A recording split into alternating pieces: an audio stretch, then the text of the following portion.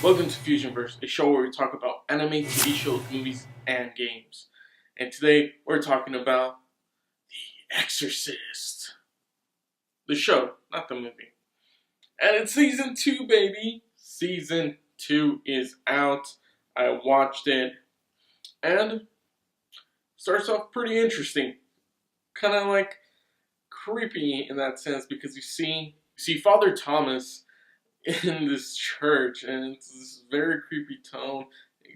You kind of already know that it could be a dream or it could be something else, especially the way it's starting. And he comes out, and there's like all these handprints of like kids on the walls of the church, and it looks, it doesn't look abandoned, but it's like empty, like no one's there. He goes to the back and he sees all these kids, right? They're hitting up piñata, and like he sees this woman right there with her baby, and there's like they break the piñata, and then like this goo just comes out, and like this black like oil just comes out, drops to the floor. The kids are freaking out. Just, everything's going on. You obviously this is kind of like a dream sequence or something, and then this thing or like this demon-looking girl is coming out of it, just out of this black tar, and he sees it, and she's like looking at him, and then bam, he's like driving. He snaps out of it. He's driving. They're freaking right away from someone. I'm thinking they're like in Texas or something like that. I think they told me that they were in Missouri or something. But anyways, they're being chased down. There's a sheriff. There's a guy, and they're like trying to kill him because apparently they have this possessed woman in the back. I'm thinking, oh crap, the other guys, they're probably demons or something. But it turns out they're not, and they're just trying to help her. But they don't believe them. So there's this whole crazy thing going on, and obviously they're still receiving information from Bennett, which is crazy. It's just so crazy. They're all connected and all that. Marcus is there, just in the back, and it felt very interesting. Like holy crap! Like they're kind of like renegades, and it had this interesting feel. I'm kind of wondering if that's how the following seasons are going to be. They're going to be headed that way, because I could kind of see that it could kind of go like a supernatural type aspect where they go from city to city or something like that. But from the looks of it, it seems that it could be that each season they're going to be entering probably a new state or a new city, and that looks pretty interesting to me. I seem to kind of like that. You also get to see this other thing where there's, I guess, like an orphanage, some sort, where this guy, friggin' awesome actor, I can't remember his name, but yeah, he's taking care of the kids and all that. There's this little girl as well, and she doesn't want to go to school, but they're doing homeschool, and it's kind of creepy because she has this mask. I mean, if you've seen it, you've seen it. It's this creepy mask, and at night it's gonna be creepy because it's during daylight. All the kids are going, oh, freaking crazy. The actress who portrayed. You're Negasonic Teenage Warhead. Can we trade names? Can we go? Look! I'm a teenage girl. I'd rather be anywhere than here. I'm all about long, sullen silences, followed by mean comments, followed by more silences. She looks freaking awesome. And there's just like all this crazy stuff going on. They're also like all the stuff. There's a blind kid there as well. It's like 5 kids with the little girl. They're all here. The house looks nice, but it kind of has like this creepy vibe to it because it is in the countryside. The kids, they're playing in this area where there's like a house and all. It's an abandoned house, and there's like a well. There's a lot of stuff going on, and it's pretty interesting because they kind of like later on do talk about the whole orphanage thing and like kids like their parents not actually wanting them because of a disability because one of the kid is blind, and you kind of see the story developing through there. Well, you also see there's this struggle again between Father Marcus and Father Thomas, and this conflict because the fact that Father Thomas thinks he has this this ability to get in the mind and bring out the person from where the demon is at. That's an interesting interesting aspect of it. But the fact that Father Marcus is like, no, you should never do that because you leave yourself vulnerable.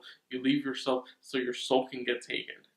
And there's this whole thing where Father Marcus fucking shit up, you know, and it shows a lot of turmoil, a lot of things that just mistrust. There's there's this kind of like mistrust between them, and it kind of shows that towards the end where they're trying to exorcise the demon from the woman that's on the table because they have her strapped down and everything, but like Marcus decides, you know what, I'm gonna go take care of the other guys outside. I'll stall them as much as I can, but you finish this. I believe in you. And Thomas is like, oh no, I need you. You know, you can. It's like no, and Father Marcus is like, no, I believe in you. You can do this. And then it's like, oh shit. Well, Thomas is gonna fuck it up. Like he's fucked up a lot of stuff. So that whole thing was freaking crazy because he tries, he goes into her mind trying to take her out, and it's just so creepy. And the fact that obviously the the blind boy, he like there's this whole thing between it's like he called his father on his birthday, and his father is basically telling him like you're too much work, man. Like he doesn't want to take responsibility. He missed his hearing. They're all having like like this family moment, and you just feel he has this anger within him, and it's crazy because he later kind of like escapes. He leaves the house. And there's this whole creepy vibe to him as well. He's playing like this record and all that, and he kind of looks in the direction of where I guess this person coming to inspect the kids and all that to make sure everything is up to code. I guess I don't like her. I really just don't like her. It's this bad vibe, and obviously she's his ex, and it's just weird. But then they go looking for him, and it has this creepy kind of thing to it. But hopefully it just keeps on building up from there. Because obviously, if you haven't seen it, the show, go ahead and watch it right now. You can pause this and then come back to it later. Because I'm not, I guess, going to a spoiler or the ending of this whole thing. So go ahead and do that. Alright, so let's get to the whole, I guess, spoiler section of it. Like, the hands, okay? The little hands with the little, it's like the little girl, and it's like, when you look through the hallway and the hands are there. Holy crap, so something is definitely going on. So there's definitely a demon there, or a demon that possessed, well, I'm thinking the blind kid. I feel like he's definitely possessed. From the looks of it, there's just a lot going on. There's really this huge demonic presence there. It's going to be interesting to see what kind of path they go on, or, where things go from here. Especially because, well, there's this whole thing where Father Marcus trusted Father Thomas, and he dropped the ball. Thomas dropped the ball again. And it's like, dude, if you would have stuck to the plan, then you could have most likely just exorcised the demon, without